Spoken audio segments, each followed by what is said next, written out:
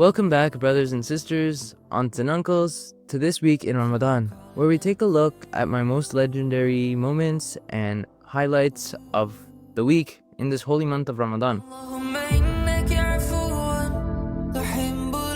And this week specifically was March break for me here in Canada, which meant more time to sleep, eat, and most importantly, stay up all night, which meant either going to the masjid or hanging out with friends.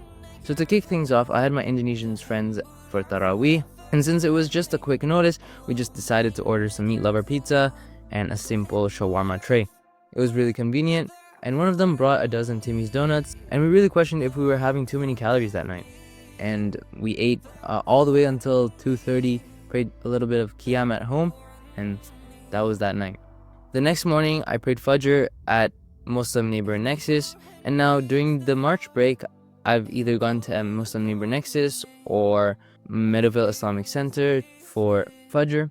Now, something really cool about the city I live in, it's called Mississauga in Canada, is well known for having a lot of Muslim population.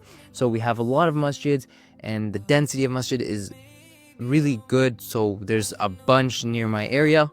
Now, when it comes to Ramadan, masjid hopping is real. And in this week alone, I've been to over 6 different ones, which has different vibes to it, different things that they are known for. And it was really nice going for Fajr, then sleeping after because there was no school. But then I took it to the next level with my friends. We stayed overnight at ISNA. It's one of the most popular masjids here in Mississauga, one of the oldest ones. And I went with my friends. We attended their Youth Brother Qiyam event where a bunch of high schoolers stayed at the masjid. We played some basketball. We had some pizza at midnight. And then we prayed Qiyam. Honestly, it was a really nice experience. The kunuz was long, but really hit hard. And yeah, we were just having some fun. Speaking of prayers, for Tarawih every day, I've been going to my sister's Islamic school, where they're training half its students to be imams. Only 8 rak'ah, but they're reciting the full juz. Instead of 2 hours spread over 20 rak'ahs, this you're standing 15 minutes straight in 1 rak'ah.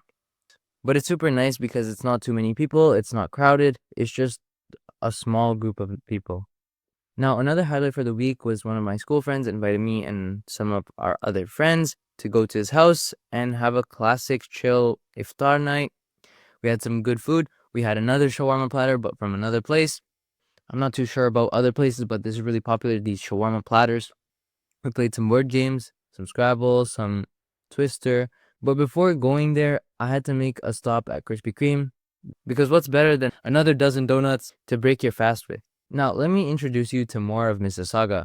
Now that you know that it's dense with masjids, you also have to know about Ridgeway Plaza. It's pretty much the heart of the whole greater Toronto area, which is near Muslim Neighbor Nexus, but this place is absolute madness. Everyone comes here, everyone's lining up for Yemeni coffee. I came here with my family and some friends, and it was chaos. You got people waiting for their food, you got people waiting for parking. It's way too busy, and there's over 100 halal restaurants in this plaza alone, which is so many that I haven't had the chance to eat at all of them.